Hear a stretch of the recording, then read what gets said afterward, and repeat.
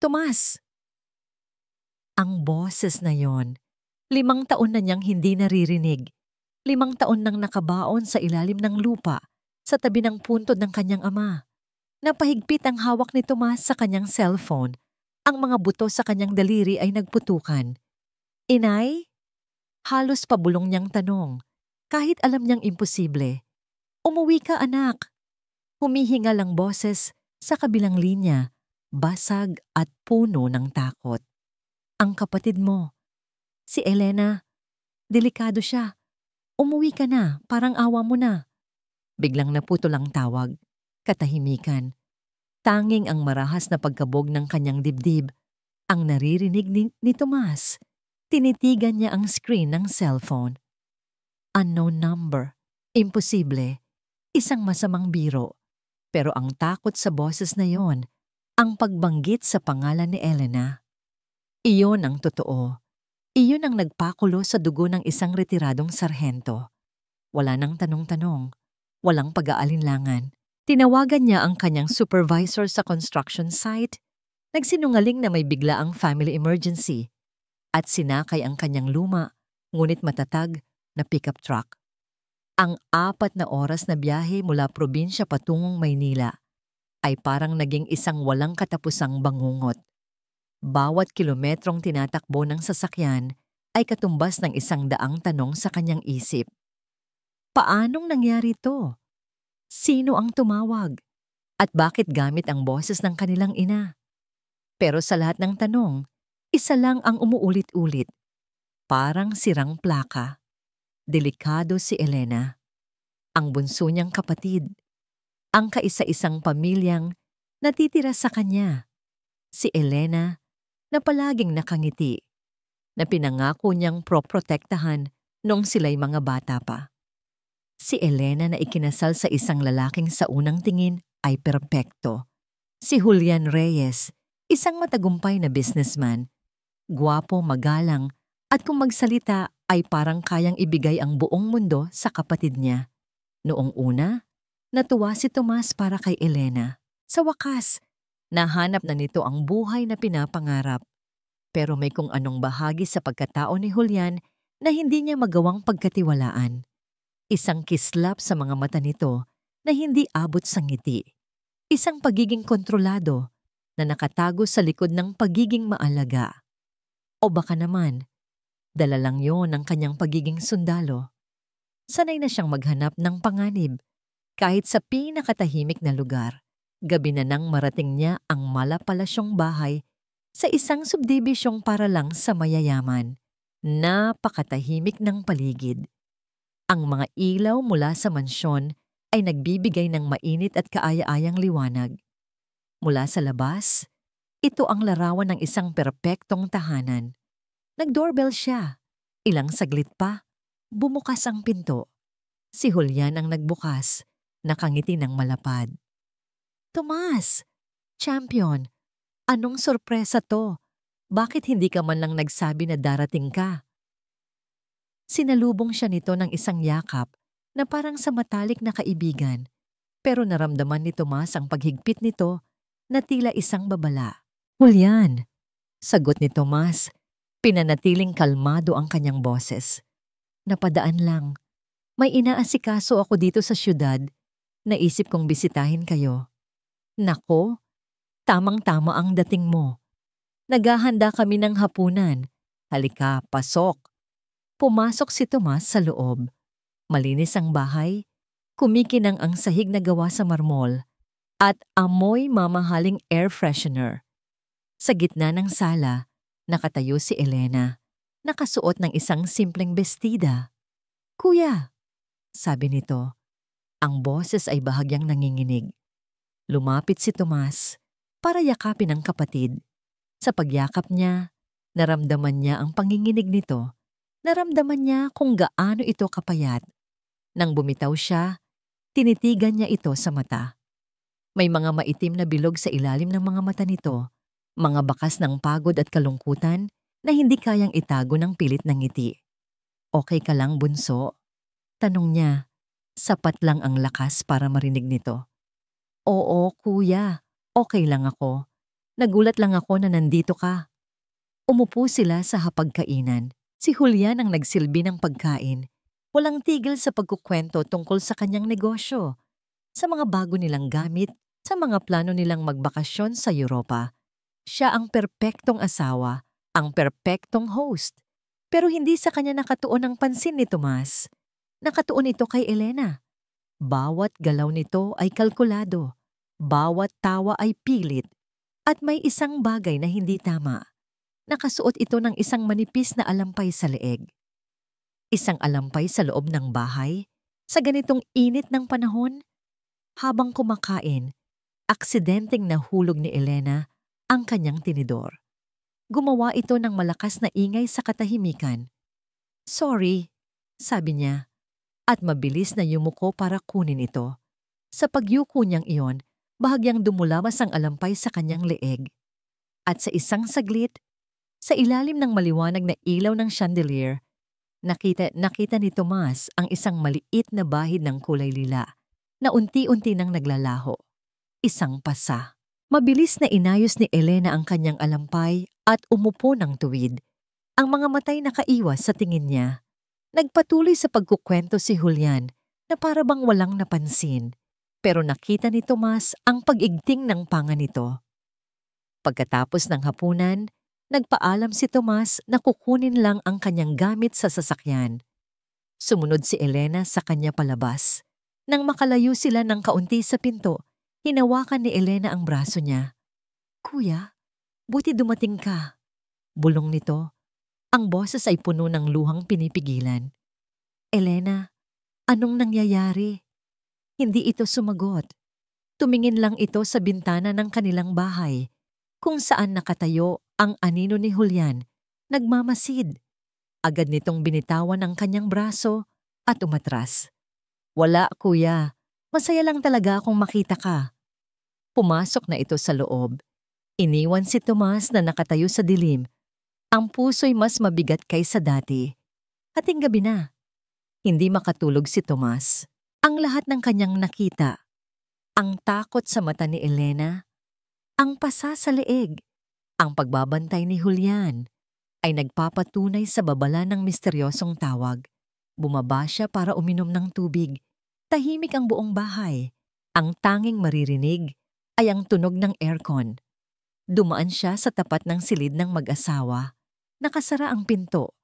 Akmang lalagpasan na niya ito nang may marinig siyang isang tunog. Isang mahinang hikbi. Pinipigilan, pero puno ng sakit. Sumunod dito ang isang boses. Malamig, walang emosyon, at nakakakilabot. Ang boses ni Julian. "Tumigil ka. Baka marinig ka ng kapatid mo." Ang umaga ay dumating na may kasamang bigat sa dibdib ni Elena. Ang sikat ng araw na tumatagos sa mamahaling kurtina ng kanilang silid ay hindi nagdadala ng init, kundi ng isa na namang paalala na kailangan niyang harapin ang panibagong araw ng pag-arte. Naramdaman niya ang paggalaw ni Julian sa kanyang tabi. Iminulat niya ang kanyang mga mata at nakita itong nakatitig sa kanya. Isang ngiti ang gumuhit sa mga labi nito. "Good morning, mahal," bulong nito. At hinalikan siya sa noo. Ang halik na dati nagpapakilig sa kanya ay nagdudulot na ngayon ng malamig na kilabot sa kanyang kalamnan. "Good morning." Sagot niya, sinisikap na lagyan ng sigla ang kanyang boses. Bumangon si Julian mula sa kama. Ang hubad nitong katawan ay perpekto, na parang inukit ng isang artista. "Nasa baba na siguro ang kuya mo. Let's not keep him waiting. Maghanda ka na. At ako na ang mag-aasikaso ng almusal." Tumango lang si Elena. Habang naglalakad si Julian patungo sa banyo, hindi nito sinasadyang masagi ang isang maliit na vase sa bedside table. Nahulog ito sa makapal na carpet, ngunit hindi nabasag. Gayunpaman, napatalon si Elena sa gulat. Ang puso niya'y biglang kumabog, nang mabilis. Huminto si Julian at lumingon sa kanya. Ang ngiti nito ay bahagyang nawala. "Relax, mahal. It's just a vase." Ngunit sa mga mata nito, may ibang mensahe siyang nakita. Huwag kang magkakamali. Ang bawat araw sa buhay ni Elena ay parang paglalakad sa isang manipis na alambre. Isang maling galaw, isang maling salita, at mahuhulog siya sa bangin ng galit ni Julian. Noong una, hindi naman ganito. Naaalala pa niya ang Julian na kanyang minahal. Isang lalaking maginoo na nagpapadala ng mga bulaklak sa kanyang opisina, na sinusundo siya araw-araw, na nangakong aalagaan siya habang buhay. Ipinakita nito sa kanya ang isang mundo ng karangyaan at pagmamahal na hindi niya kailanman naranasan.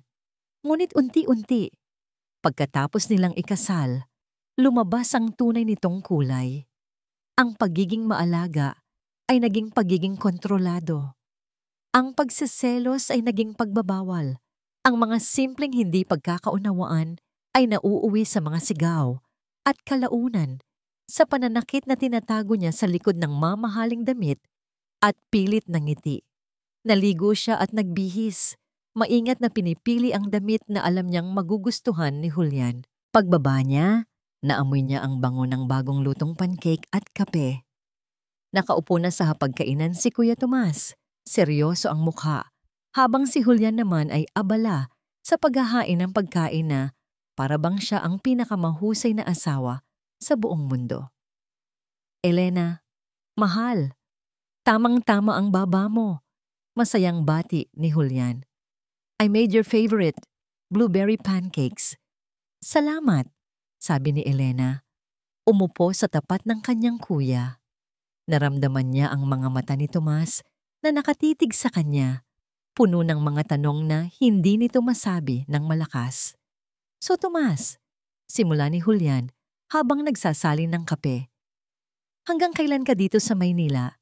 Baka gusto mong sumama sa amin sa golf course mamaya? Titingnan ko. Simpleng sagot ni Tomas. Hindi inaalis ang tingin kay Elena. Depende sa schedule. Habang kumakain, sinubukan ni Tomas na kausapin siya. Elena, naaalala mo ba si Aling Nena? Yung kapitbahay natin dati? Nakita ko ang anak niya noong isang araw. Talaga kuya? Magsisimula na sanang magkwento si Elena nang biglang sumingit si Julian. Mahal, parang kulang sa syrup yung pancake mo, sabi nito. Kinuha ang bote ng syrup at binuhusan ng kanyang plato. Ayan, mas masarap yan. Natahimik si Elena. Ito ang laro ni Julian. Ang sining ng pag-abala, ng pagputol sa anumang pag-uusap na hindi niya kontrolado. Maya-maya, habang naghuhugas ng pinggan si Elena sa kusina, naramdaman niyang may tumabi sa kanya. Si Tomas. Bunso, mahinang sabi nito. Pwede ba tayong mag-usap? Ang puso ni Elena ay nagsigawan. Oo, kuya. Tulungan mo ako. Gusto niyang isigaw. Gusto niyang sabihin ang lahat. Gusto niyang ilabas ang lahat ng sakit at takot na matagal na niyang kinikimkim. Pero bago pa man siya makasagot, pumasok si Julian sa kusina. May dalang tuwalya. Hayaan mo na si Elena, Tomas. Pagod yan, sabi nito. Ngumingiti. Bakit hindi na lang tayo sa labas magkape? Hayaan nating makapagpahinga ang reyna ng bahay. Kinuha ni Julian ang baso mula sa kamay ni Elena. Sa pag-abot nito, aksidenteng nabitawan ni Elena ang baso. Bumagsak ito sa sahig at nabasag. Ang tunog ay sumira sa katahimikan ng umaga. Nako! Bulalas ni Elena. Ang kamay ay nanginginig. Hindi sumigaw si Julian. Hindi ito nagalit.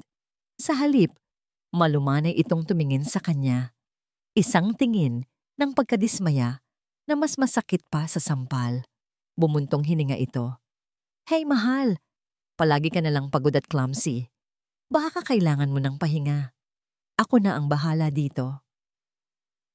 Tumingin ito kay Tomas. Pasensya ka na pare. Medyo stressed lang siguro ang asawa ko sa trabaho. Don't worry, I'll take care of her. Ang mga salitang iyon, I'll take care of her, ay parang isang sumpa, isang pagmamay-ari. Walang nagawa si Tomas, kundi ang tumango at sumunod kay Julian palabas. Naiwan si Elena sa kusina, nakatitig sa nabasag na salamin sa sahig. Ito ang larawan ng kanyang buhay, basag, pira-piraso, at gaano man niya subukang pagtagpi-tagpiin, hinding-hindi na ito maibabalik sa dati. Nang gabing iyon, habang nakahiga sila sa kama, naramdaman niya ang pagyakap ni Julian mula sa likod. Mahigpit, posesibo. Masaya akong nandito ang kuya mo. Bulong nito sa kanyang tainga. Ang boses ay nawalan na ng anumang lambing. Para makita niya kung gaano tayo kasaya. Naramdaman niya ang paghigpit ng hawak nito sa kanyang braso. Sapat lang para maramdaman niya ang sakit. Siguraduhin mong yan ang makikita niya maliwanag. Hindi sumagot si Elena. Pumikit na lamang siya ng mariin. Hinahayaang dalhin siya ng dilim sa isang lugar kung saan, kahit saglit, ay malaya siya.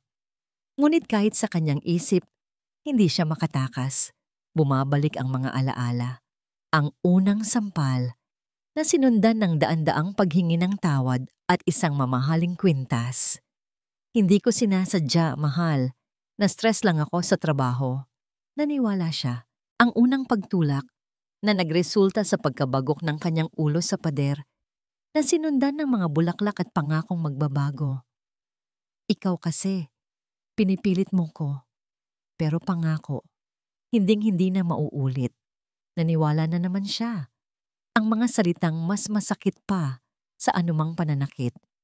Wala ka namang silbi kung hindi dahil sa akin. Sino ang maniniwala sa'yo? Tingnan mo ang sarili mo. Napaka-emosyonal mo. Unti-unti, sinimulan niyang paniwalaan ang lahat ng yon, na baka nga kasalanan niya, na baka nga masyado lang siyang madamdamin, na baka ito talaga ang pag-ibig, masalimuot, masakit, pero sa huli, sila pa rin ang magkasama. Ang pagdating ng kanyang Kuya Tomas ay parang isang bato na inihagis sa isang tahimik na lawa. Gumawa ito ng mga alon. Ginulo nito ang ilusyon ng kapayapaan na maingat niyang binuo. Isang bahagi niya ang gustong sumigaw at humingi ng tulong. Ang maliit na batang babae sa kanyang kalooban na laging tumatakbo sa kanyang kuya kapag siya'y nadadapa ay gustong kumapit dito at wag nang bumitaw. Pero ang babaeng asawa ni Julian ay natatakot. Alam niya ang kayang gawin ni Julian. Hindi lang sa kanya, kundi pati na rin sa mga taong mahalaga sa kanya. At si Kuya Tomas, ang pinakamahalaga sa lahat. Ang isipin pa lang na baka madamay ito sa gulo ay sapat na para manatili siyang tahimik. Mas gugustuhin niyang tiisin ang lahat ng mag-isa kaysa ilagay sa panganib ang kanyang kapatid. Kaya kinabukasan, isinuot niyang muli ang kanyang maskara. Ngumiti siya. Naghanda ng almusal. Nagpanggap na ang lahat ay perpekto.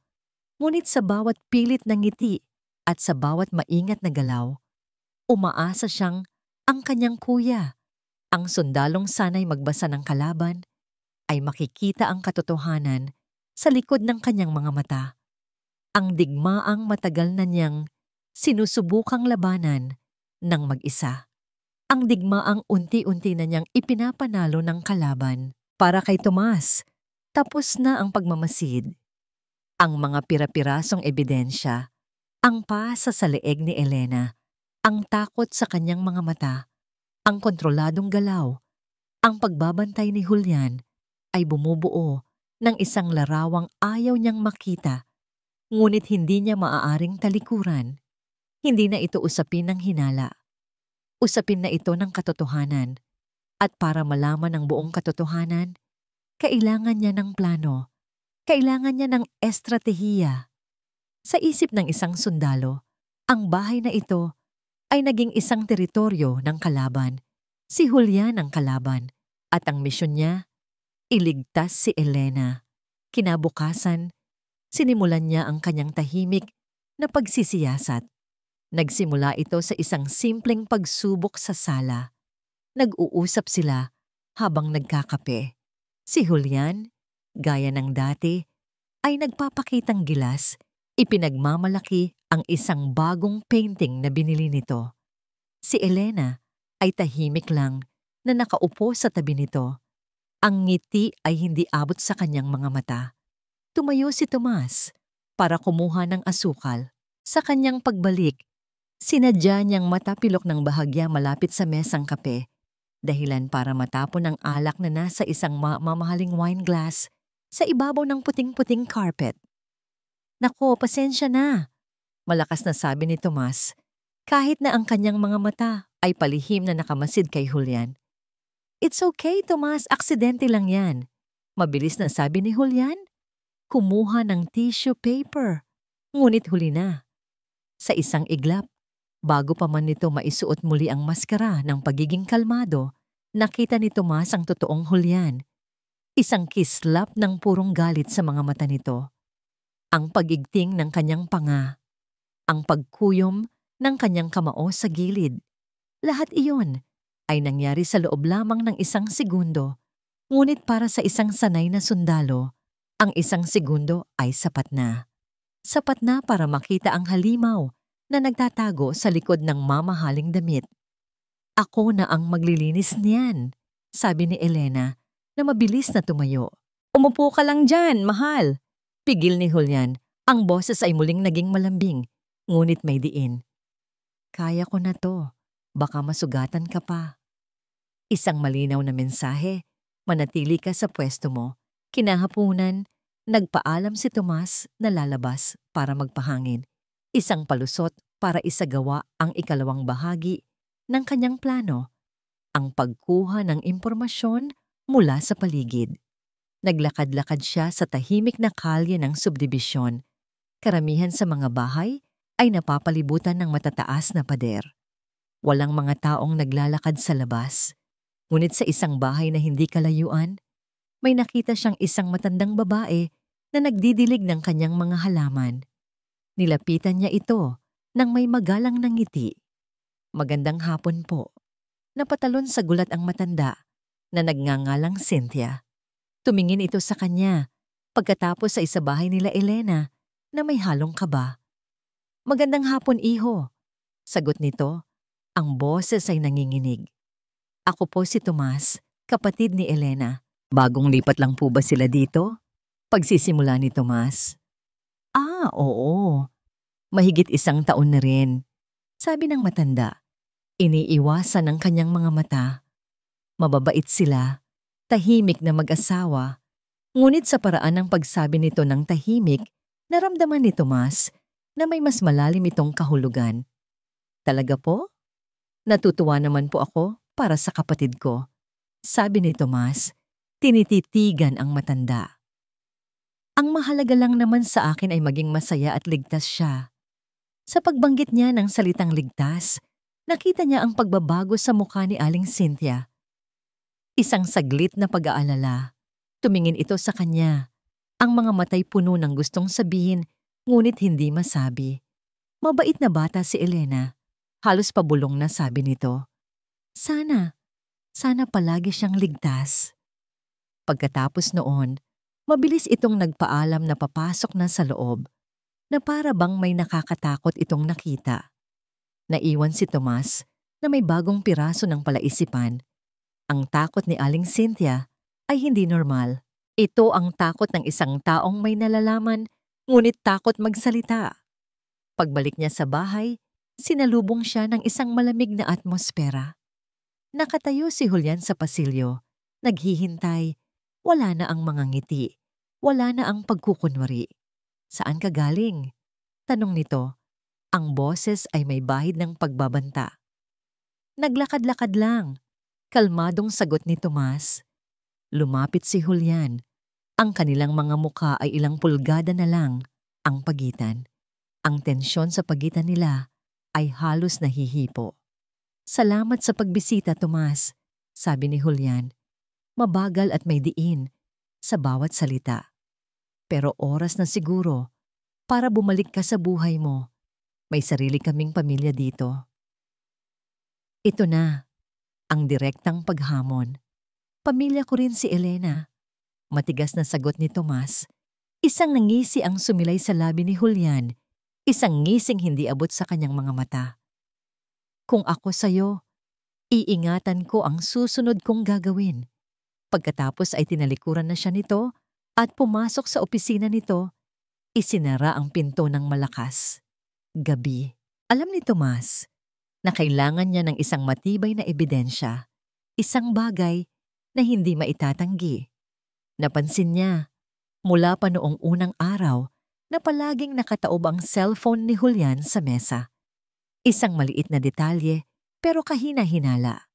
Para bang may itinatago ito. Nagkaroon siya ng pagkakataon nang pumasok si Julian sa banyo para maligo. Narinig niya ang lagaslas ng tubig mula sa shower. Mabilis siyang kumilos. Lumapit siya sa mesa sa sala kung saan naiwan ang cellphone. Ang puso niya'y kumakmakabog. Tumingin siya sa paligid. Walang tao. Dahan-dahan niyang kinuha ang cellphone at itinayo. Ang wallpaper, isang magandang larawan ni Elena, nakangiti ng malapad, pero hindi yon ang nakakuha ng kanyang pansin. Sa kanang sulok sa itaas ng screen, may isang maliit na basag. Isang basag na parang gagamba, na nagmumula sa isang malakas na pagtama. Isang basag na mukhang resulta ng isang marahas na paghagis sa pader. Ang pagdating ni Kuya Tomas ay parang isang liwanag sa napakatagal ng madilim na silid. Ngunit ang liwanag ay may kasama ring anino. At sa bawat araw na pananatili ng kanyang kapatid, ang anino ni Julian ay lalong humahaba at nagiging mas nakakatakot. Naramdaman ni Elena ang pagbabago sa kilos ni Julian.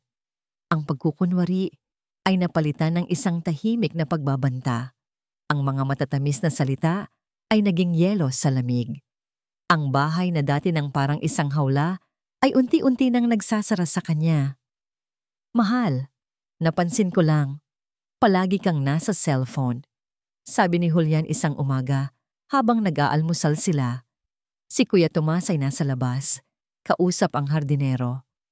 Hindi ba't nakaka-stress yan? Ang mga tawag mula sa opisina, ang mga email, gusto kitang magpahinga.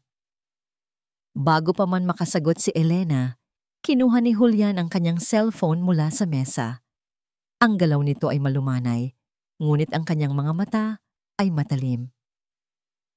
Akin na muna to, sabi nito, para hindi ka ma-stress sa trabaho.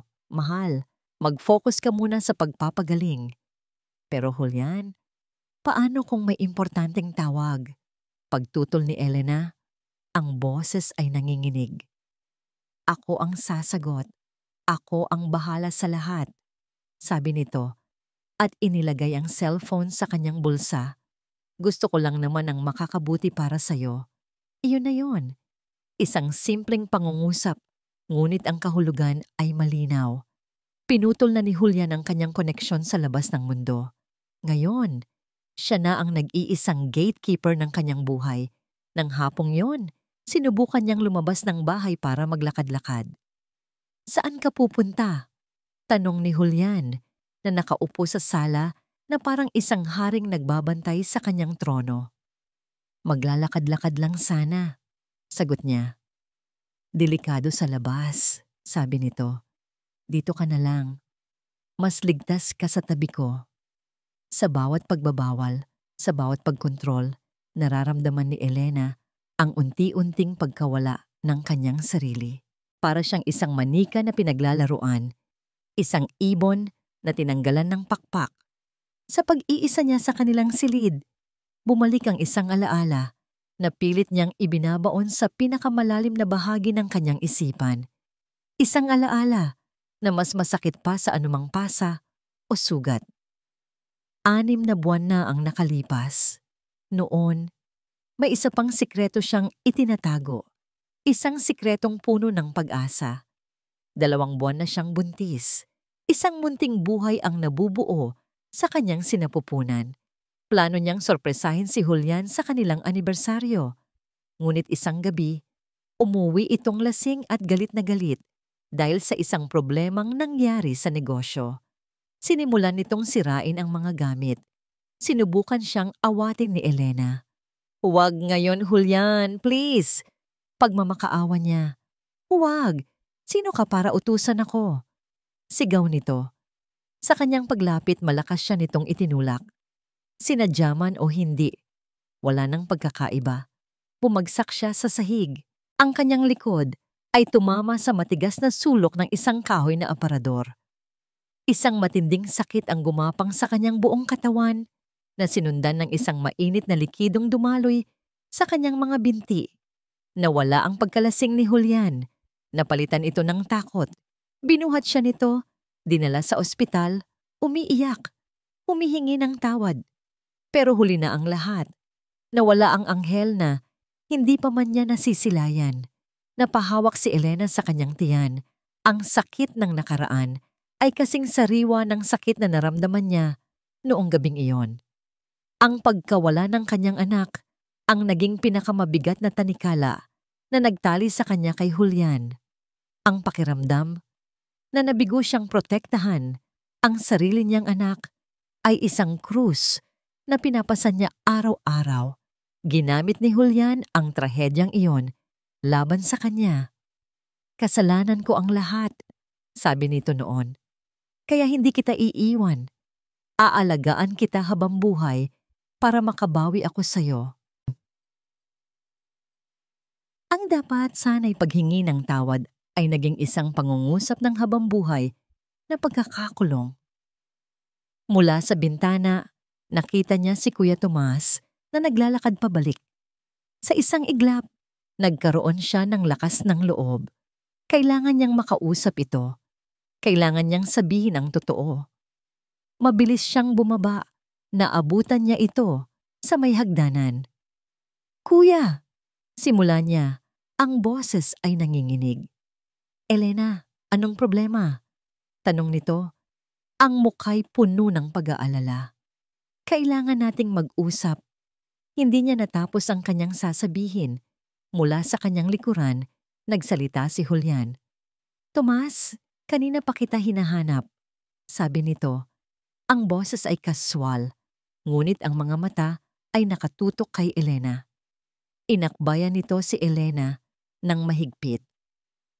Nagkaroon kasi ako ng ideya. May kilala akong business partner, naghahanap siya ng security consultant para sa bago niyang warehouse. Naalala kita. Baka interesado ka. Ito ang laro ni Julian. Isang alok na mukhang mabuti, pero sa totoo lang ay isang paraan para ilayo si Toma. Salamat sa alok, Julian, pero nandito ako para sa kapatid ko. Matigas na sagot ni Tomas. Ngumiti si Julian. Alam ko, kaya nga iniisip ko rin siya. Di ba mahal? Nakaka-stress din kung palaging may bisita sa bahay. Kailangan din natin ng privacy. Gabi na. Hindi makatulog si Elena. Nagpunta siya sa kusina para uminom ng tubig. Ang buong bahay ay tahimik. Ngunit sa kanyang pagdaan sa may balkonahe, narinig niya ang boses ni Julian. May kausap ito sa telepono. Ang boses ay mahina, ngunit malinaw sa katahimikan ng gabi. Oo, kapatid niya. Masyadong pakialamero. Huminto si Elena sa likod ng pader. Ang puso niya'y halos tumalon palabas ng kanyang dibdib. Alamin mo lahat tungkol sa serbisyo niya sa militar. Lahat ng dumi. Kahit pinakamaliit na butas, gamitin niyo. Gusto kong malaman ng lahat na hindi siya isang bayani. Isa siyang sundalong sira ang ulo. Kinabukasan, naramdaman ni Tomas na nagbago na ang ihip ng hangin. Ang laban ay hindi na sa loob ng mga pader ng mansyon. Lumabas na ito. At ang unang bala ay hindi tumama sa kanya, kundi sa kanyang reputasyon. Nasa hardin siya, nag-iisip ng susunod na hakbang nang mag-ring ang kanyang cellphone. Isang luma niyang kaibigan mula sa militar, si Sergeant Reyes. Tomas! Tol, kamusta ka na? Masayang bati nito sa kabilang linya. Reyes! Ayos lang pare, napatawag ka? Biglang nagbago ang tono ni Reyes, naging seryoso at nag-aalangan. Tol, may itatanong lang sana ako. Medyo alanganin, pero kailangan kong malaman mula sa'yo. May tumawag kasi sa akin kahapon. Nagpakilalang taga-HR ng isang malaking kumpanya. Nagbe-background check daw sa'yo. Kumunot ang noo ni Tomas. Background check para saan? Ewan ko pare. Pero ang mga tanong niya, kakaiba. Huminto si Reyes sandali. Tol, may issue ka raw kaya ka umalis sa serbisyo. Sabi niya, may kinalaman daw sa PTSD, Post-Traumatic Stress Disorder. Naramdaman ni Tomas ang pag-init ng kanyang ulo. PTSD, ang salitang madalas ikabit sa mga sundalong tulad niya, ginagamit na sandata para sirain ang kanilang kredibilidad. Totoo, nakakita siya ng mga bagay na hindi kayang sikmurain ng ordinaryong tao.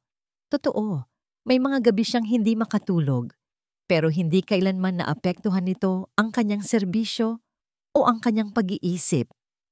Umalis siya sa militar nang may malinis na record para magsimula ng bagong buhay. Hindi totoo yan, pare. Alam mo yan. Matigas na sagot ni Tomas. Alam ko, tol. Kaya nga sinasabi ko sa'yo, kung sino man ang nag-uumpisa nito, gusto kang siraan, mag-ingat ka. Pagkababa niya ng telepono, alam na niya kung sino ang may kagagawan. Si Julian.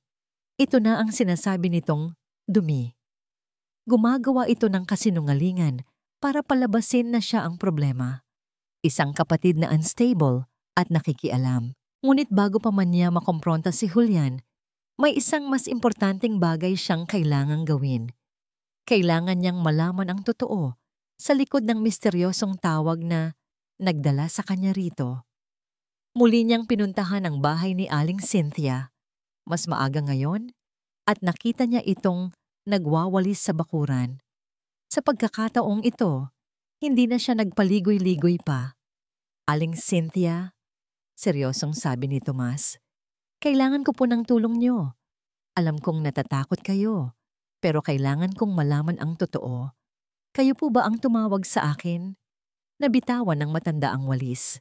Ang kanyang mukha ay namutla at ang mga matay na puno ng luha. Tumingin ito sa paligid na para bang may nakikinig. Hinila siya ni Tomas sa isang lugar na hindi gaanong kita mula sa kalsada. Parang awa niyo na po. Huminga ng malalim si Aling Cynthia. Ang kanyang mga kamay ay nanginginig. Patawarin mo ako, iho. Nagsimula itong umiyak. Patawarin mo ako. Hindi ko na kasi nakayanan. Pagpapatuloy nito sa gitna ng mga hikbi. Ilang buwan na. Sa gabi, minsan may naririnig akong mga sigaw. Mahina lang, pero sigaw pa rin. Minsan may mga nababasag. Isang beses, nakita ko si Elena sa grocery. Mahaba ang manggas ng damit niya kahit napakainit ng panahon at ang mga mata niya, wala ng buhay. Kinumpirma ng mga salita ng matanda ang lahat ng hinala ni Tomas.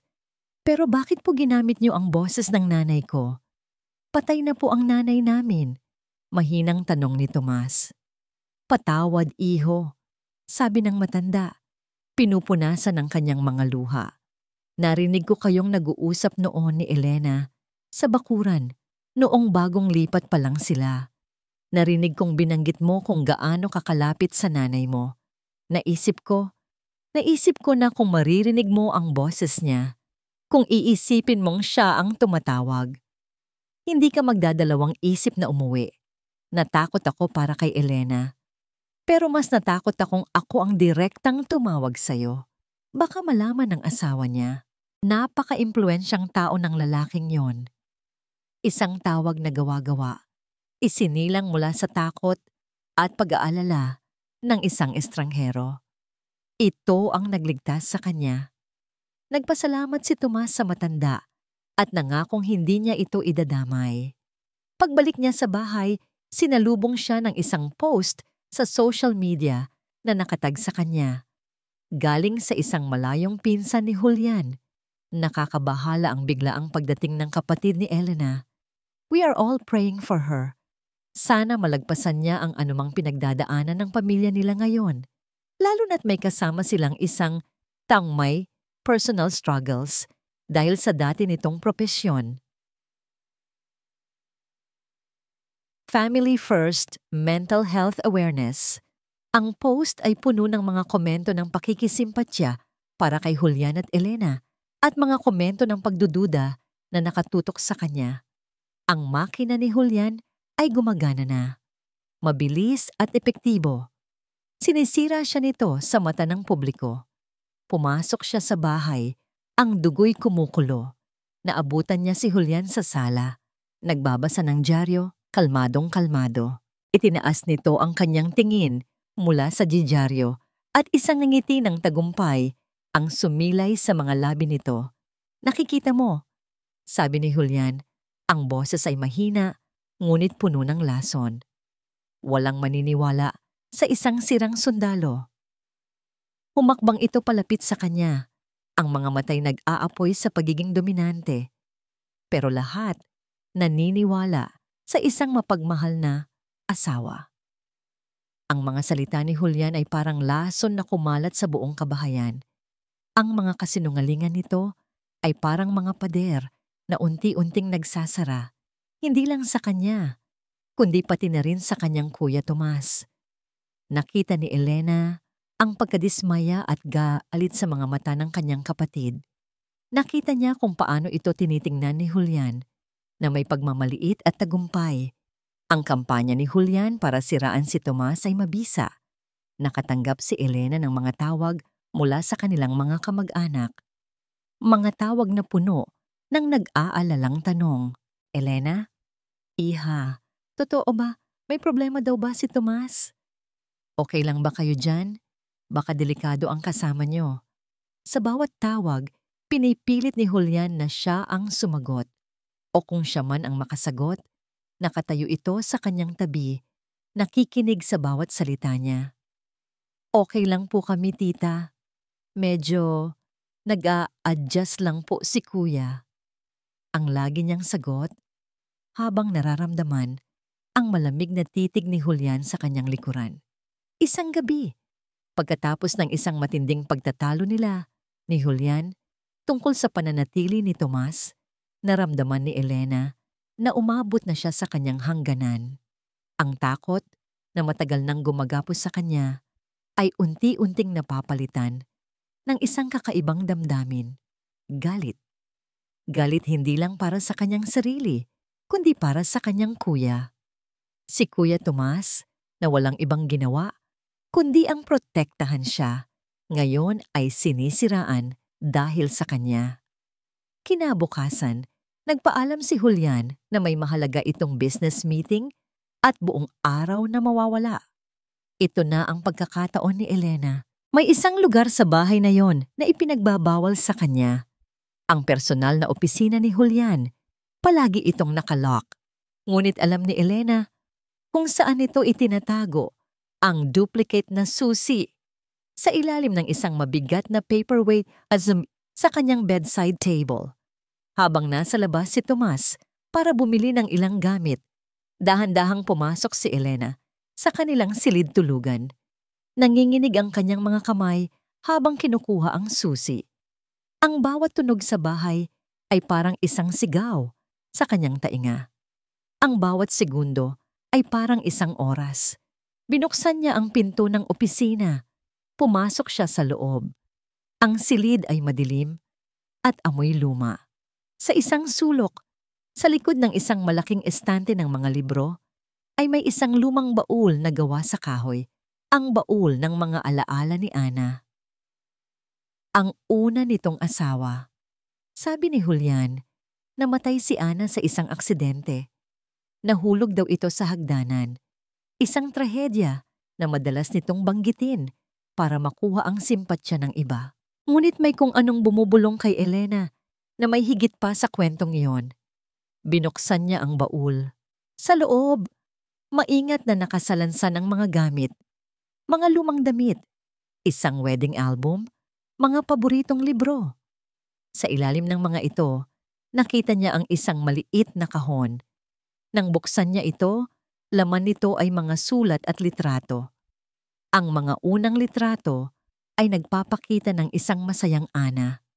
Nakangiti, ang mga matay kumikinang sa pagmamahal habang katabi si Julian. Parehong-pareho sa mga litrato nila ni Elena noong sila'y bagong kasal. Ngunit habang tinitingnan niya ang mga sumunod na litrato, Unti-unting nagbago ang itsura ni Ana. Ang mga ngiti ay naging pilit. Ang kislap sa mga mata ay nawala. Napalitan ng isang anino ng kalungkutan. Sa isang litrato, nakasuot si Ana ng mahabang manggas na damit at salamin sa mata, na para bang may itinatago. Pagkatapos ay nakita niya ang mga sulat ni Ana para sa kanyang kapatid na babae. Mahal kong Carla, basa ni Elena sa unang sulat. Masaya ako. Sobrang bait sa akin ni Julian. Pakiramdam ko, ako na ang pinakamaswerteng babae sa mundo. Ngunit ang tono ng mga sumunod na sulat ay nagbago. Carla, nag-away kami kagabi. Maliit na bagay lang pero natakot ako sa kanya. Hindi ko na siya halos makilala. Palagi na lang siyang galit. Sabi niya, kasalanan ko raw. Na ako raw ang dahilan kung bakit siya nagkakaganito.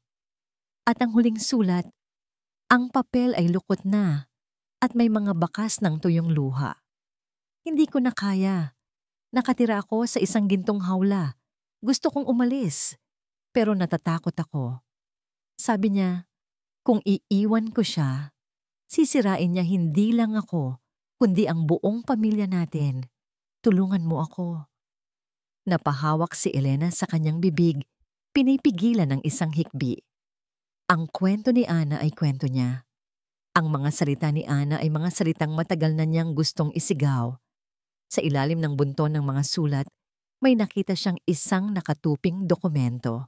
Ang death certificate ni Ana, nakasaad doon, cause of death, accidental fall from a flight of stairs. Akmang ibabalik na niya ito nang may mapansin siyang isang maliit na papel na nakasingit sa likod nito. Isang munting piraso ng papel na nangingitim na sa kalumaan.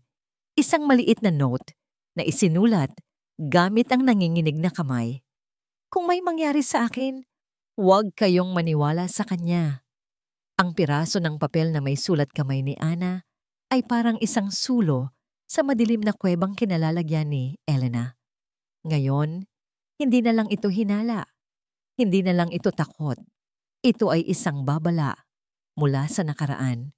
Isang boses mula sa libingan na nagsasabing hindi siya nag-iisa. Kinagabihan, habang si Julian ay nasa banyo, pinakita ni Elena ang lahat ng kanyang natuklasan kay Tomas. Ang mga litrato, ang mga sulat at higit sa lahat, ang munting papel na nagsasabing sinungaling si Julian. Kuya, natatakot ako, sabi ni Elena. Ang boses ay nanginginig. Habang hawak-hawak ni Tomas ang mga ebidensya, hindi siya titigil hanggat hindi niya tayo nasisirang dalawa. Tinitigan ni Tomas ang kapatid. Ang dating takot sa mga mata nito ay napalitan ng isang bagong apoy. Ang apoy ng determinasyon. Alam niyang ito na ang pagkakataon. Kailangan na nilang kumilos. Kailangan natin ng isang bagay na hindi niya maitatanggi. Sabi ni Tomas.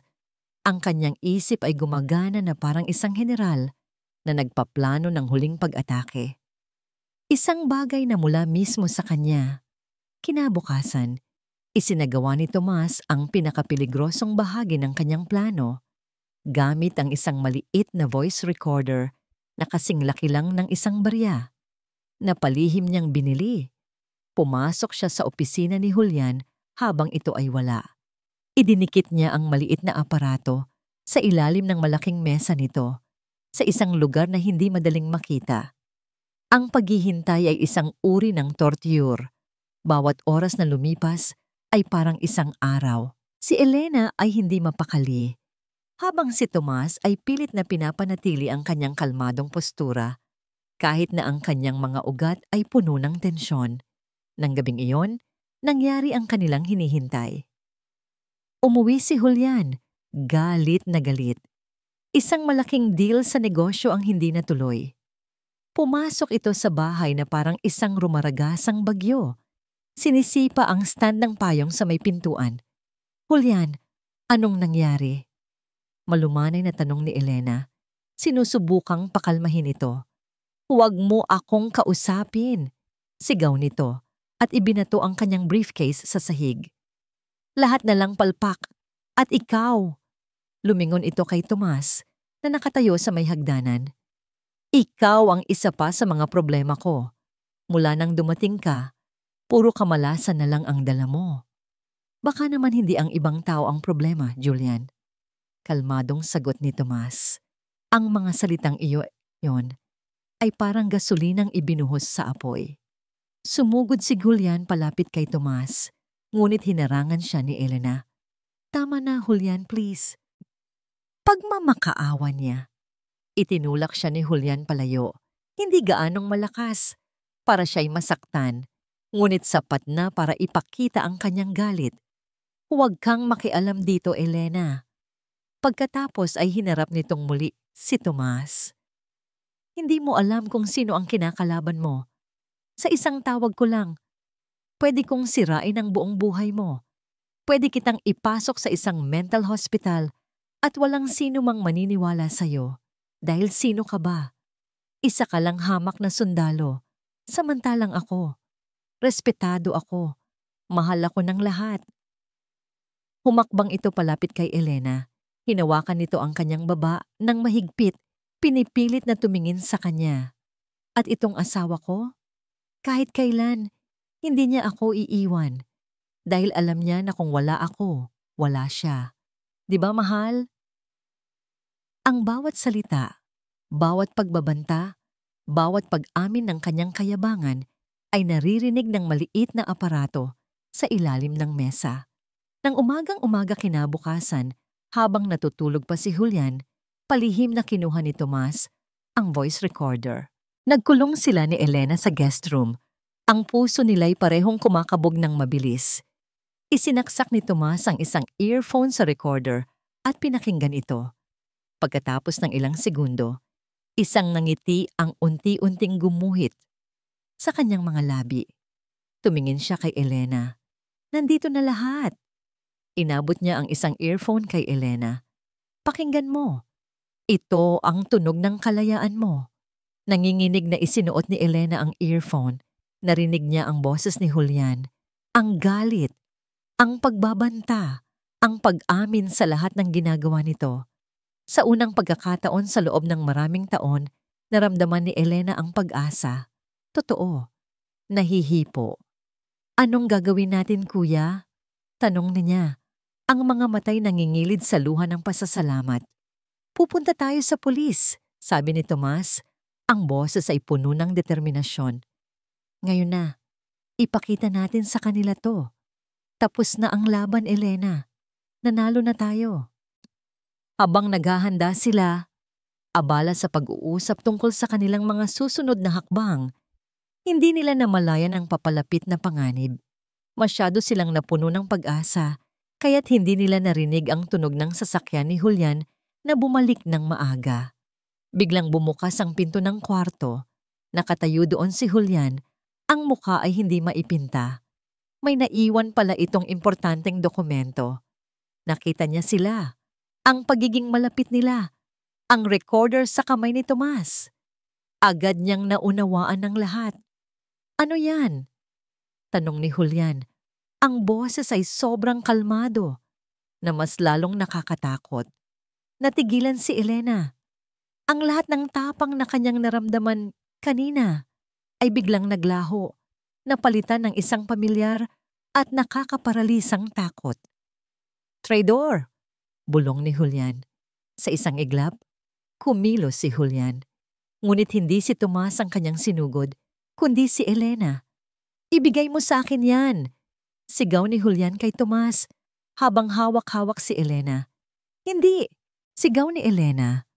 Ang kanyang isip ay nagbalik sa lahat ng pananakit, sa lahat ng takot. Ang imahe ng kanyang nawalang anak, ang mga sulat ni Ana, ang mukha ng demonyo sa kanyang harapan. Lahat ay nagsama-sama sa isang nakakabinging ingay sa kanyang ulo. Ang instinct na mamrotekta, hindi sa sarili, kundi sa kanyang kuya, ang nanaig. Sa isang iglap ng purong pagkasindak, sa isang desisyon na isinilang mula sa taon ng pagkatakot, ginawa niya ang isang bagay na hindi inaasahan. Inagaw niya ang voice recorder mula sa kamay ni Tomas. Hindi! Sigaw niya, hindi para kay Julian, kundi para sa mundo. At bago pa man siya mapigilan ni Tomas, ibinato niya ang maliit na aparato sa sahig na gawa sa matigas na marmol. Isang malakas na tunog ng pagbasag. Ang katahimikan na sumunod ay mas masakit pa sa anumang sigaw. Nakatitig si Elena sa pira-pirasong plastic at microchip sa sahig. Ang kanilang pag-asa, ang kanilang kalayaan. Dinurog niya ito gamit ang sarili niyang mga kamay. Tumingin si Tomas sa kanya. Ang mukha ay puno ng pagkalito at sakit. Ngayon, sabi ni Tomas, sa isang basag na boses, wala na tayong lahat. Sa likod nila, isang mabagal at demonyong tawa ang narinig nila mula kay Julian. Nanalo na naman siya. Ang tunog ng nabasag na voice recorder ay umalingaw-ngaw sa buong bahay at sa pandinig ni Elena, ito ang tunog ng pagsuko. Ang mga sumunod na oras ay lumipas na parang isang masamang panaginip. Si Julian, sa halip na magalit, ay naging kalmado sa isang paraan na mas nakakakilabot. Umakto siyang para bang walang nangyari. Maghahanda ako ng tanghalian, sabi nito na may ngiti sa labi. Mukhang kailangan nating lahat na kumalma. Ang tanghalian na yon ang pinakamahabang pagkain sa buhay ni Elena. Ang bawat pagnguya ay parang paglunok ng bubog. Si Julian ay masayang nagkukwento. Habang si Tomas naman ay nakaupo lang, ang mukha ay parang batong inukit. Walang emosyon, walang sinasabi. Ang katahimikan nito ay mas malakas pa sa anumang sigaw. Pagkatapos ng tanghalian, pumasok si Tomas sa guest room at isinara ang pinto. Naiwan si Elena sa sala, kasama si Julian, na ngayon ay nakaupo sa kanyang paboritong silya, ang hari sa kanyang kastilyo. Nakita mo na, mahal? Malumanay na sabi ni Julian, na parang nagpapaliwanag sa isang bata. Hindi mo kailangan ng tulong niya. Hindi mo kailangan ng tulong ng kahit sino. Dahil nandito ako. Palagi akong nandito para protektahan ka, kahit sa sarili mo. Ang mga salitang yon na dati nagbibigay sa kanya ng takot ay wala ng epekto ngayon. Manhid na siya. Basag. Katulad ng recorder na winasak niya, kinagabihan, hindi na natiis ni Elena. Dahan-dahan niyang binuksan ang pinto ng guest room. Naabutan niya ang kanyang kuya Tomas na nakaupo sa gilid ng kama. Nakatitig sa bintana, ang mga balikat ay tila pinabibigatan ng buong mundo. Sa tabi nito ay ang kanyang bag, nakaimpake na. Kuya, mahinang tawag niya. Lumingon ito. Sa ilalim ng malabong ilaw ng lampshade, nakita ni Elena ang isang bagay na hindi pa niya kailanman nakita sa kanyang kapatid. Pagkatalo. Ang kanyang kuya, ang matapang na sundalo, ang kanyang tagapagtanggol, ay mukhang pagod na sa laban. Aalis ka na ba? Tanong niya. Ang boses ay basag. Tumango si Tomas, hindi makatingin ng diretso sa kanya. Wala na akong magagawa dito, Elena. Bigo ako. Hindi. Pinapahamak lang kita sa pananatili ko. Pagpapatuloy nito, mas lalo ka lang niyang babantayan. Mas lalo ka lang niyang sasaktan.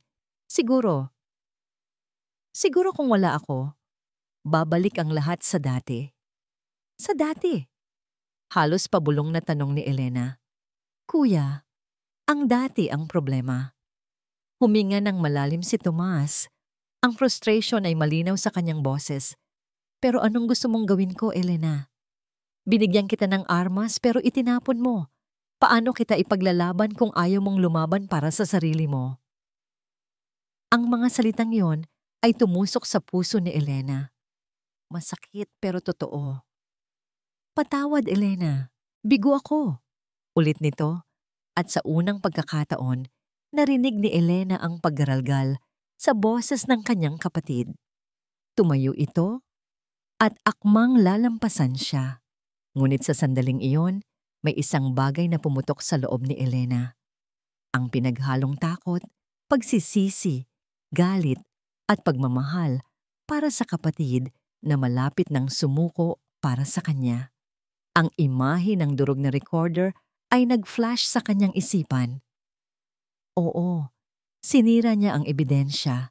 Ngunit habang nakikita niya ang kanyang kapatid na talunan, napagtanto niya ang isang mas malalim na katotohanan. Ang recorder ay isa lamang aparato, isang kopya lamang ng katotohanan. Pero ang orihinal na ebidensya ay buhay, nakatayo, at humihinga. Humarang siya sa pinto, itinayo ang kanyang sarili sa pagitan ng kanyang kapatid at ng daan palabas. "Huwag!" sabi niya. Nagulat si Tomas sa biglaang pagbabago sa kanya. Tumingin si Elena nang diretso sa mga mata nito at sa unang pagkakataon mula nang dumating ito, wala nang bakas ng panginginig sa kanyang boses. Mayroon itong lamig, mayroon itong bigat, mayroon itong kapangyarihan. "Huwag kang umalis, kuya." "Elena, tapos na. Hindi pa tapos ang laban." Pagputol niya. Tumingala siya. Hinahayaan ang mga luhang kanina pa niya pinipigilan na dumaloy sa kanyang mga pisngi. Ngunit hindi ito mga luha ng pagkatalo. Ito ay mga luha ng desisyon. "Sinira ko nga ang recorder. Sinira ko ang isang piraso ng plastik." Itinuro niya ang kanyang dibdib. Pero meron pang isang ebidensya. Isang ebidensya na hindi niya kayang sirain. Isang ebidensya na nakita ang lahat, narinig ang lahat, at naramdaman ang lahat. Huminga siya ng malalim. Ang kanyang mga mata ay nag-aapoy sa isang tapang na ngayon lang niya natagpuan. "Ako."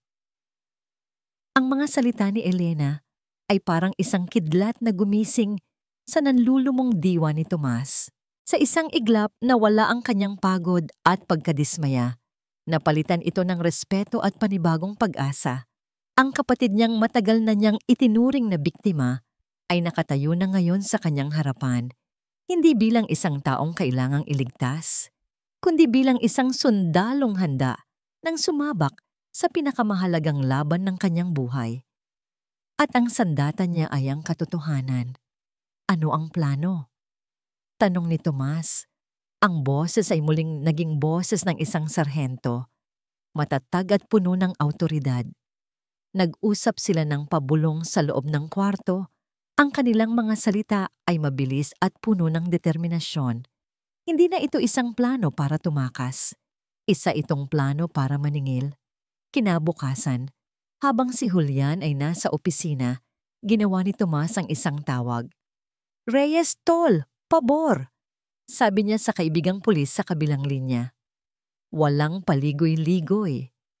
"Hindi ko to pwedeng ipaliwanag sa telepono. Pero mamayang gabi, kailangan ko kayo malapit sa address na to." Ibinigay niya ang address ng bahay. "Anong meron, Tomas?" Nag-aalalang tanong ni Reyes. "Basta magtiwala ka sa akin. Domestic situation. Posibleng maging bayolente," sabi ni Tomas.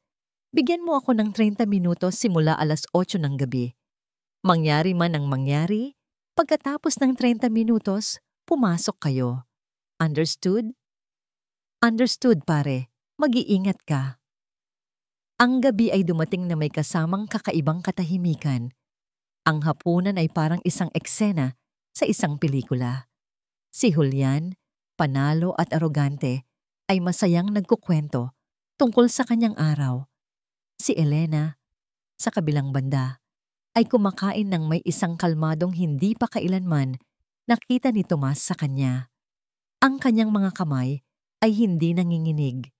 Ang kanyang mga mata ay matatag.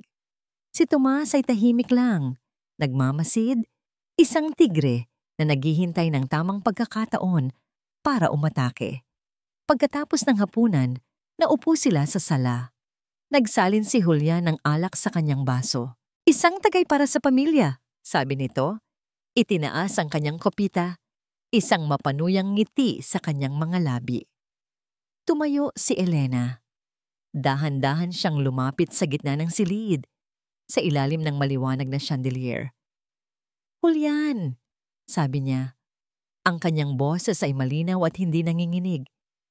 "May gusto akong itanong sa'yo." Itinuro ni Tomas ang kanyang relo. 8:00 na. Ang orasan ay nagsimula ng umandar. "Ano yun, mahal?" tanong ni Julian, na tila aliw na aliw sa biglaang pagbabago ng kilos ng kanyang asawa. Huminga ng malalim si Elena at binitawan ang mga salitang magiging mitya ng pagsabog. "Julian, ano ba talaga ang nangyari kay Ana?" Natigilan si Julian. Ang ngiti sa kanyang labi ay naglaho. "Bakit mo naman naitanong yan?" "Dahil nabasa ko ang mga sulat niya." Kalmadong pagpapatuloy ni Elena. "Nabasa ko ang takot niya at nakita ko ang huling isinulat niya." Sa isang iglap, ang maskara ni Julian ay gumuho. Ang mukha ng isang disenteng businessman ay nawala at lumabas ang mukha ng isang halimaw. Ang kanyang mga mata ay namula sa galit. "Walang hiya ka!" sigaw nito, at sa isang marahas na galaw, itinabig nito ang mesang kape sa gitna. Tumalsik ang babasaging kopita at nabasag sa sahig. "Pinakialaman mo ang mga gamit ko." Tumayo ito. Ang kanyang katawan ay nanginginig sa galit. "Dapat pala, matagal ko nang tinapos ang problema." Mabilis itong tumakbo papunta sa kusina. Sumunod ang mga mata ni Tomas. Nakita niya itong binuksan ng isang drawer. Pagbalik nito, may hawak na itong isang kumikinang na bagay, isang kutsilyo. "Pareho lang kayo ni Ana." Umuungal na sigaw ni Julian. Mga babaeng hindi marunong makontento, mga traidor. Itinaas nito ang kutsilyo at sumugod, hindi papunta kay Tomas, kundi papunta kay Elena. Pero handa si Tomas. Bago pa man makalapit si Julian sa kanyang kapatid, sumugod na siya mula sa gilid. Ginamit ang bigat ng kanyang katawan para itumba ito. Bumagsak silang dalawa sa sahig. Nagpagulong-gulong, nag-aagawan sa kutsilyo. Ang kinang ng talim ay sumasayaw sa ilalim ng ilaw. Narinig ni Tomas ang pag-ungol ni Julian, ang pagmumura nito, ang pagnanais nitong makapatay. Naramdaman niya ang init ng hininga nito, ang lakas ng mga braso nito. Ito na ang pinakatotohanang mukha ni Julian, isang hayop na nasukol. Pinilit ni Tomas na ilayo ang talim ng kutsilyo sa kanila. Ang kanyang mga kalamnan ay sumisigaw sa pagod. Nakita niya sa gilid ng kanyang mga mata si Elena, napasandal sa pader. Ang mukha ay puno ng takot, ngunit hindi na ito ang dating takot na nakakaparalisa. Nang sa wakas ay naipihit ni Tomas ang kamay ni Julian. Akmang susuntukin na niya ito para mawalan ng malay. Isang malakas na tunog ang yumanig sa buong kabahayan. Blag! Ang pinto sa harapan ay bumukas. Nang may malakas na puwersa, nasira mula sa pagkakasara nito. Bumuhos papasok ang 6 na lalaking nakasibilyan. Ang kanilang mga baril ay nakatutok. "Pulis!" Sigaw ng isa sa kanila. Ang boses ay umalingaw-ngaw sa gitna ng kaguluhan. Bitawan ang armas. Ang pagdating ng mga pulis ay parang isang biglaang paghinto ng isang napakabilis na tren. Ang marahas na pag-aagawan ay natigil. Ang tensyon ay naputol. Ang tanging naririnig na lang ay ang malakas na paghinga ni na Tomas at Julian. Agad na dinamba ng mga pulis si Julian. Pinilipit ang kanyang mga braso sa likuran at inilayo ang kutsilyo. "Wala kayong karapatang pumasok sa bahay ko." Nagwawalang sigaw ni Julian, kahit na pinupusasan na siya. "Hindi niyo alam kung sino ako. Babayaran niyo to." "Mr. Reyes, may karapatan kayong manahimik." Kalmadong sabi ni Sergeant Reyes, ang kaibigan ni Tomas, habang hinihigpitan ng posas. "Anumang sasabihin niyo ay maaaring gamitin laban sa inyo sa korte." Tumingin si Julian kay Elena. Ang kanyang mga mata ay nag-apoy sa galit at pagbabanta. "Hindi pa tayo tapos, Elena. Tandaan mo yan. Sisirain kita." Ngunit ang mga salita niya ay wala ng bigat. Ang kapangyarihan niya ay naglaho kasabay ng paglagitik ng posas sa kanyang mga kamay. Dinala na siya palabas ng mga pulis. Ang kanyang mga sigaw ay unti-unting humina. hanggang sa tuluyan ng naglaho sa katahimikan ng gabi. Nang mawala na ang lahat ng kaguluhan, isang nakabibinging katahimikan ang pumuno sa sala. Ang tanging naiwan ay ang nabasag na mesang kape, ang basag na kopita, at ang dalawang magkapatid na nakatayo sa gitna ng winasak na ilusyon ng isang perpektong pamilya. Nilapitan ni Tomas si Elena. Walang salitang namutawi sa kanilang mga labi. Niyakap na lamang niya ito ng mahigpit. At sa yakap na iyon, sa loob ng mga bisig ng kanyang kuya, sa wakas ay bumigay si Elena. Umiyak siya. Hindi ito ang dating tahimik na pag-iyak na pinipigilan. Ito ay isang malakas na paghagulgol na nagmumula sa kaibuturan ng kanyang kaluluwa. Inilabas niya ang lahat, ang sakit ng mga sampal at tulak, ang hapdi ng mga masasakit na salita, ang pighati sa pagkawala ng kanyang anak, ang takot na kinimkim niya sa loob ng maraming taon. Si Tomas ay nanatiling nakayakap. Hinahayaan siyang ilabas ang lahat. Ang kanyang kamay ay marahang humahaplos sa kanyang likod. Sa sandaling iyon, hindi siya isang sundalo. Isa siyang kuya na nagbibigay ng kanlungan sa kanyang bunsong kapatid. Kinabukasan, sa istasyon ng pulis, umupo si Elena sa tapat ng isang investigador. Si Tomas ay nasa labas lang, naghihintay. Mrs. Reyes, magalang na sabi ng pulis, handa na po ba kayong ibigay ang inyong opisyal na salaysay? Huminga ng malalim si Elena. Naalala niya ang lahat ng pagkakataon na nanatili siyang tahimik. Naalala niya ang takot na bumulong sa kanya na walang maniniwala. Ngunit ngayon, iba na. Tumingin siya ng diretso sa mata ng pulis. At sa isang boses na matatag at malinaw, sinimulan niyang ikwento ang lahat mula sa simula. Walang labis, walang kulang. Ang bawat detalye, bawat petsa na kanyang natatandaan, bawat pasa, bawat pagbabanta. Habang nagsasalita siya, naramdaman niya ang unti-unting paggaan ng kanyang dibdib na para bang isang napakabigat na kadena ang unti-unting nalalagas mula sa kanyang puso. Lumipas ang ilang linggo. Si Julian ay nanatili sa kulungan, nahaharap sa mga kasong domestic violence, grave threats, at attempted homicide. Ang balita tungkol sa kanyang pag-aresto ay kumalat na parang apoy. Ang kanyang perpektong imahe ay nadurog. Sa pag-usad ng investigasyon, natuklasan din ang mga irregularidad sa pagkamatay ni Ana. Ang kapatid ni Ana, si Carla, na matagal nang may hinala ngunit natatakot magsalita, ay lumutang para tumestigo. Ang mga sulat ni Ana ang naging daan para muling buksan ang kaso.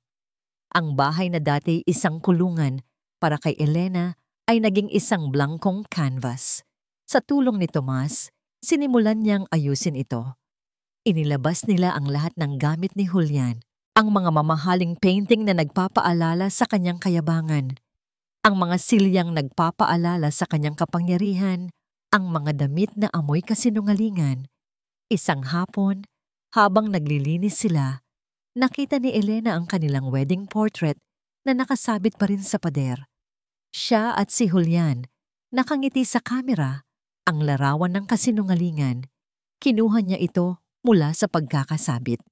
Tinitigan niya ito ng matagal. Pagkatapos, nang walang pag-aalinlangan, dinala niya ito sa labas at inihagis sa basurahan. Hindi niya kailangang sirain ito sa galit. Kailangan niya lang itong itapon. Kailangan niya lang itong iwanan sa nakaraan. Tumayo siya sa gitna ng sala, na ngayon ay mas maluwag at mas maliwanag. Binuksan niya ang lahat ng bintana. Hinahayaang pumasok ang sariwang hangin at ang sikat ng araw. "Okay ka lang, bunso?" tanong ni Tomas mula sa kanyang likuran. Lumingon si Elena. Isang ngiti ang gumuhit sa kanyang mga labi. Hindi ito pilit. Hindi ito isang maskara. Ito ay totoo. "Okay na ako, kuya." Hindi pa tapos ang kanyang laban. Alam niyang mahaba pa ang proseso ng paghilom. Marami pang araw na babalik ang mga anino ng nakaraan. Ngunit sa pagkakataong ito, Hindi na siya natatakot dahil natagpuan na niya ang pinakamalakas na sandata laban sa dilim, ang kanyang boses. At sa unang pagkakataon, sa loob ng napakatagal na panahon, naramdaman ni Elena na sa wakas malaya na siya. At dito nagtatapos ang kwento ni na Elena at Tomas. Hanggang sa dulo, sinamahan ninyo sila. Mula sa kaibuturan ng aking puso, maraming salamat sa inyong walang sawang pagsubaybay. Ang pagsulat sa kwentong ito ay isang paglalakbay na puno ng matitinding damdamin.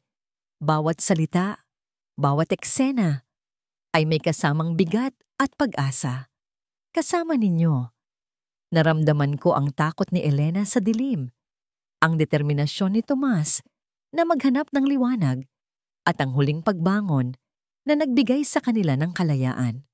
Ang kwento nila ay isang paalala na ang tunay na lakas ay hindi nasusukat sa katahimikan at pagtitiis. Ito ay nasusukat sa tapang na basagin ang katahimikang iyon. Lahat tayo ay may tinig, ngunit minsan, ang tinig na ito ay pinipipi ng sakit, pinahihina ng takot. Naway ang kwento ni Elena ay magsilbing inspirasyon na kahit sa pinakamadilim na sandali, hindi pa huli ang lahat para hanapin ang sarili mong boses at gamitin ito. At para sa bawat isa na may Tomas sa kanilang buhay, isang kaibigan, isang kapatid, isang kapamilya, naway maging paalala rin ito na ang tunay na tulong ay ang pakikinig at pagbibigay ng lakas sa iba para iligtas nila ang kanilang mga sarili. Ngayon, nais ko namang marinig ang inyong saloobin. Ano ang tumatak sa inyong puso't isipan? Anong bahagi ang nagpaiyak o nagbigay sa inyo ng pag-asa? Inaasahan ko ang inyong mga komento sa ibaba. Muli, maraming salamat sa pagiging bahagi ng paglalakbay na ito.